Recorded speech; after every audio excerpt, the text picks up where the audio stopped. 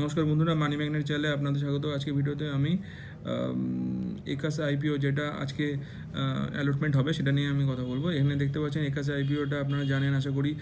3 তারিখ নাগাদ এটা ওপেন হয়েছিল এবং এটার 5 তারিখ নাগাদ এটা ওপেন, 5 তারিখ পর্যন্ত এটা ওপেন ছিল এবং 5 তারিখ এটা ক্লোজ হয়ে যায়। এটা লিস্টিং ডেট হচ্ছে 10ই ডিসেম্বর। এর ফেস ভ্যালু হচ্ছে 10 টাকা পার শেয়ার এবং ইস্যু প্রাইস ছিল হচ্ছে 124 টাকা করে এবং ইস্যু প্রাইসের যে প্রাইস ব্যান্ড ছিল 124 টাকা করে এবং লট সাইজ ছিল 120টা। আর এখানে এটা ছিল ফ্রেশ ক্যাপিটালও ছিল এখানে ইস্যুতে, আর অফার ফর সেল দুটোই ছিল।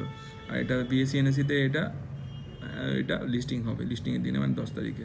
এটা যদি ইস্যু সাইজটা বলি, ইস্যু সাইজ ছিল 921.81 কোটি টাকার, ফ্রেশ ইস্যু ছিল 670 কোটি টাকার এবং অফার ফর সেল ছিল 251.81 কোটি টাকার।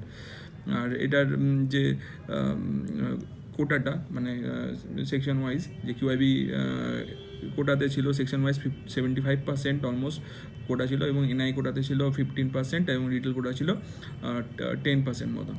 আর এই আইপিওটা কিউআইবি কোটা তো সবাই জানে যে লক ইন পিরিয়ডটা 30 দিনের পরে এটা লক ইন পিরিয়ড খুলে দেওয়া হয় কিউআইবি কোটায়।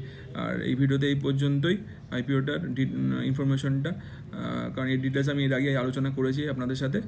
এটা আজকে অ্যালটমেন্ট হওয়ার পরে আমায় কমেন্ট করে জানাতে পারেন আমাকে যে কারা কারা পেলেন কারা কারা পেলেন না। আর আমার এই ভিডিওটা ভালো লাগলে, আর এই ভিডিওটা যদিও আমি এই ভিডিওটার তে আমি আপনাকে বলিনি, তবু একবার বলে দিচ্ছি যে এই আইপিও কী করে চেক করতে হয় সেটার জন্য আমি আলাদা একটা ভিডিও বানিয়ে রেখেছিলাম আমার চ্যানেলে। সেটা আপনারা আমার ভিডিও সেকশনে গিয়ে চেক করলে পেয়ে যাবেন, how to check allotment in IPO.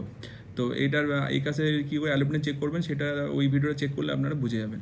যাই হোক, আর এই ভিডিওটা এই পর্যন্তই। যদি ভালো লাগে আমার চ্যানেলটা সাবস্ক্রাইব করবেন, লাইক করবেন, শেয়ার করবেন। ধন্যবাদ।